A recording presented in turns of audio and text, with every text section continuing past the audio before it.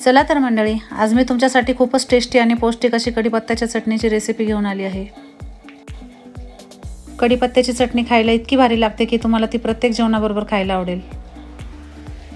कढीपत्ता आपल्या शरीरासाठी खूपच फायदेशीर असतो, त्यामुळे अशा प्रकारे कढीपत्त्याची चटणी बनवून ठेवली की महिनाभर सहज टिकते।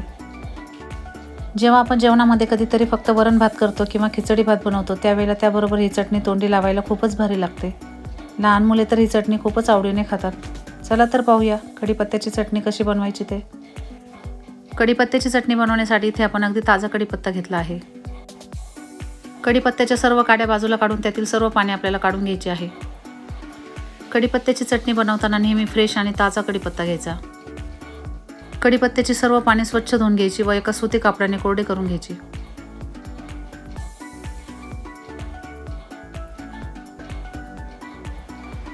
चला तर कढीपत्त्याची पाने सुकेपर्यंत आपण चटणी बनवण्याची तयारी करून घेऊ। यासाठी गॅसवर एक पॅन गरम करायला ठेवला। इथे मी अर्धी वाटी शेंगदाणे घेतले। शेंगदाणे आपल्याला कोरडेच भाजून घ्यायचे आहे।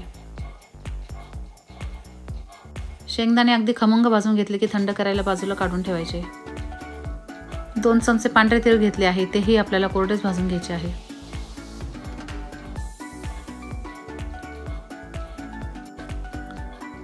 तीळ भाजून झाले की थंड करायला बाजूला काढून ठेवायचे। इथे मी अर्धी वाटी खोबरे बारीक करून घेतले, ते यामध्ये घातले।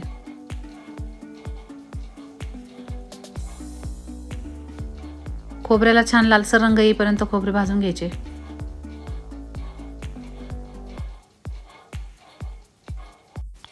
खोबरे भाजून झाले की यामध्ये सुकवून घेतलेला कढीपत्ता घालायचा।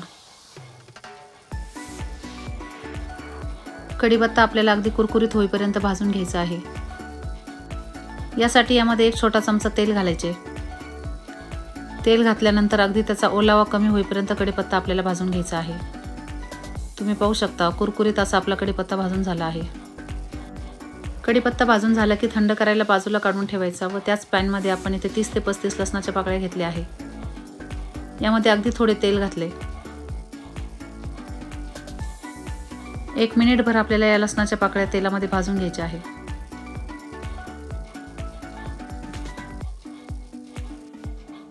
इथे मी 10 ते 12 वाळलेल्या लाल मिरच्या घेतल्या आहे।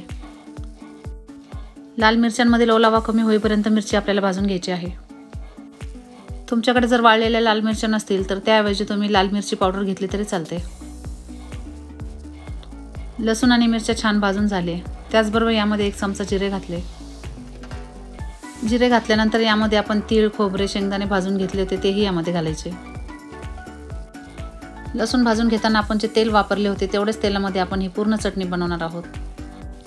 1 मिनिटभर हे सर्व साहित्य भाजून घेतल्यानंतर थंड करून घ्यायचे। यासाठी एका पसरट भांड्यामध्ये सर्व साहित्य काढून घ्यायचे। हे सर्व साहित्य मिक्सरमध्ये आपल्याला जाडसर दळून घ्यायचे आहे। यासाठी एक कोरडे मिक्सरचे भांडे घ्यायचे। भाजून घेतलेले सर्व साहित्य मिक्सरच्या भांड्यात घालायचे। सर्व साहित्य मिक्सरच्या भांड्यामध्ये काढल्यानंतर यामध्ये अर्धा चमचा हिंग घालायचा।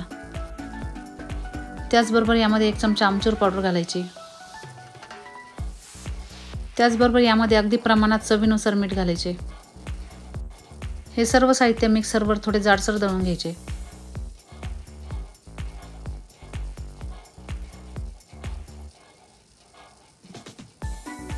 तुम्ही पाहू शकता अगदी कोरडी आणि सुटसुटीत अशी आपली कढीपत्त्याची चटणी तयार झाली आहे। महिनाभर टिकणारी ही चटणी तुम्ही मुलांना टिफिनलाही देऊ शकता व कुठे प्रवासातही नेऊ शकता। मिक्सरमधील चटणी एका पसरट भांड्यामध्ये काढून घ्यायची। 5 मिनिटे ही चटणी आपल्याला थंड करून घ्यायची आहे। 5 मिनिटांनंतर ही चटणी एका कोरड्या बरणीमध्ये भरून घ्यायची। मंडळी, तुम्हाला जर ही कढीपत्त्याची चटणी आवडली असेल तर या पद्धतीने एकदा तुम्ही ही चटणी नक्की बनवा। महिनाभर टिकणारी ही कढीपत्त्याची चटणी चवीला खूपच भारी लागते। पौष्टिक अशी कढीपत्त्याची चटणी सोबतीला असेल तर माणूस 2 घास जरा जास्तच खातो। तेव्हा तुम्ही सर्वांनी एकदा ही चटणी नक्की ट्राय करा। व्हिडिओ आवडला असेल तर लाईक, शेअर आणि सबस्क्राईब करा। धन्यवाद।